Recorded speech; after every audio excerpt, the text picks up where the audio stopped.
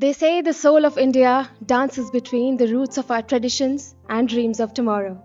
Namaste world, I am Nandini Gupta, proudly representing India, a land which is as ancient as its ambitions, and it is soaring in its culture as it's soaring with hope.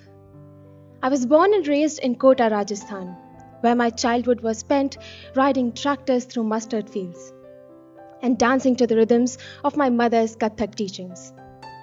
My father, a farmer, never learned how to drive, but he made sure that I would drive combine harvesters and tractors.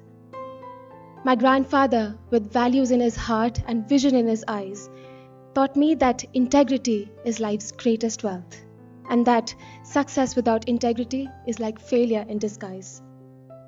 From those fields, I was drawn towards numbers and finance, where I found myself loving them, enjoying them, and later I realized that numbers can tell deeply about human stories.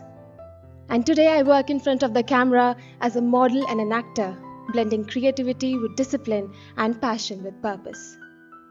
But my truest purpose was inspired by someone who never spoke much, but whose strength, determination, and resilience taught me life.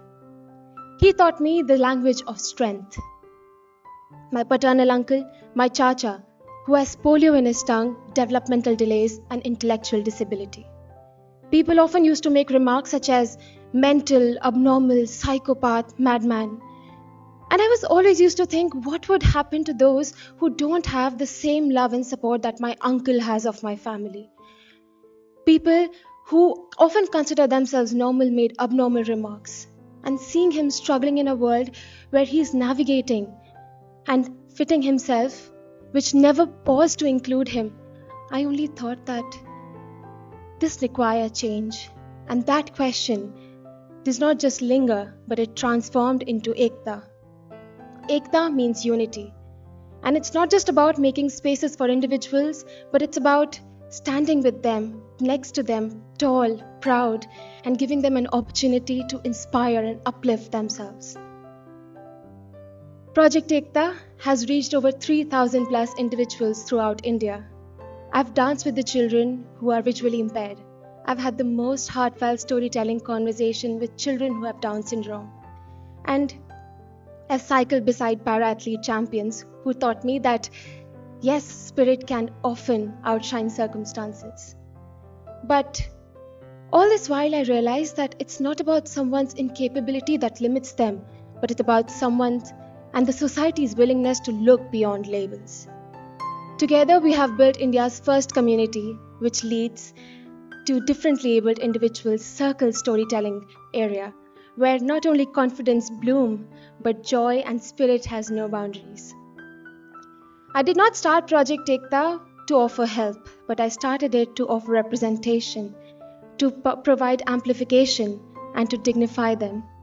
Because, charity is not inclusion, and inclusion is not charity, it's justice. And that belief is what brings me here. I've carried the dust of my hometown while I was chasing stars in Mumbai. I know the silence of being underestimated, while I also know the power of turning that strength into my silence and that silence into my strength. And that is the power I hold. And that's why I'm here at Miss World. To every part of me, the daughter of the soil, the girl who believes that her uncle is a hero, and the girl who believes in numbers. She was waiting for this moment to stand here, to reciprocate that love, to not only to stand for herself, but for the people who are always told that they don't belong. And that's why Miss World means everything to me. It's not just a platform where I wear a crown, but it's a platform where I can speak for myself and I can get that spotlight to them. A light where a hand can reach and you can say that, you know what, you belong and you matter as you are. That's why I stand here in honor of them. And to not give anything, but to prove everything. And to not prove everything, but to give everything that I have. Thank you so much. Growing up, I used to be really insecure. I was unaware of my ADHD. I struggled with anxiety and depression, due to the expectations surrounding me, which I found really difficult to fulfill. I often wondered, what's wrong with me? Why am I like this? Being constantly compared to other kids made me feel like my existence is a shame. I got really tired of trying to fix myself. So one day I just started to stop trying, and I started to harness my energy. And slowly I began to see the person I am. Assalamu alaikum everyone. I am Aklima Atika, Miss World Bangladesh 2025. Today,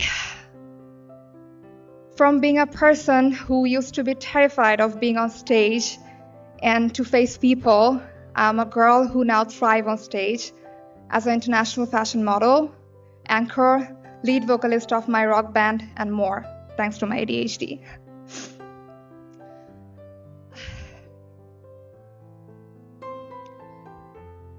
Today, I'm here talking about a cause which is very close to my heart. The stage is listening to me, the world is listening to me. Now just imagine there are 10 other girls right now, they're somewhere in the corners of this world feeling invisible, scared, insecure, but one day they too find themselves and they become empowered change makers and advocates. Do you realize how powerful that is? That is what mental health can do, and that's why I started my project, Young Minds Matter, aligned with Sustainable Development Goal 3, Good Health and Well-being, and Goal 4, Quality Education. In Bangladesh, 1 in 21 children suffers from severe anxiety and depression. In 2023 to 2024, 984 student suicide was reported. They could have been our change makers. Many more suffer silently without asking for help because they never realize they can ask for help. They think they are the problem because mental health is still a taboo, not just in Bangladesh, but across most of Asia.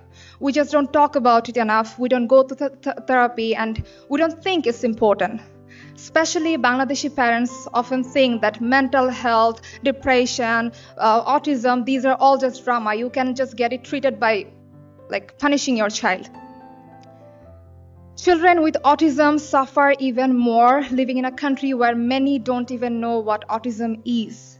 We often use this as an insult, like, what are you, autistic? As if being neurodivergent is something to be ashamed of. It's a joke. These need to stop. Every year on April, the Autism Awareness Month, I collaborate with Child Foundation, making people aware of autism, conducting Art for Autism. I used to work as one of the lead designers of a lifestyle brand called Potu, which means skilled or expert, focusing on empowering neurodiverse individuals, using their artworks, turning their artworks into products. They were not just contributing, they were the team, they were the artist. But I figured that I need to go beyond this and I need to get to the root of this issue. That's why through my project, I collaborated with child psychiatrists and experts to create parenting course for parents to better understand their children's mental health, and for children so that they can better understand their mental health so that they don't think that they are the problem.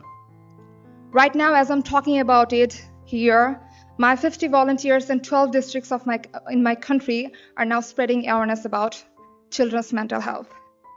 I personally counseled over 500 young individuals. And when I see them thrive, it makes me feel like my existence is important. Now think about it. If one Aklima small initiative could spark this kind of change, what would happen if we can create 10 or 100 or an entire generation of young minds who are confident, secure, emotionally equipped? If we can grow up a generation, if we can build children who are confident in themselves, they love themselves, they will grow up to be adults who only don't care about themselves but about the world. This is not just a cause, this is the foundation for every other cause to succeed. And that is why young minds matter. Thank you.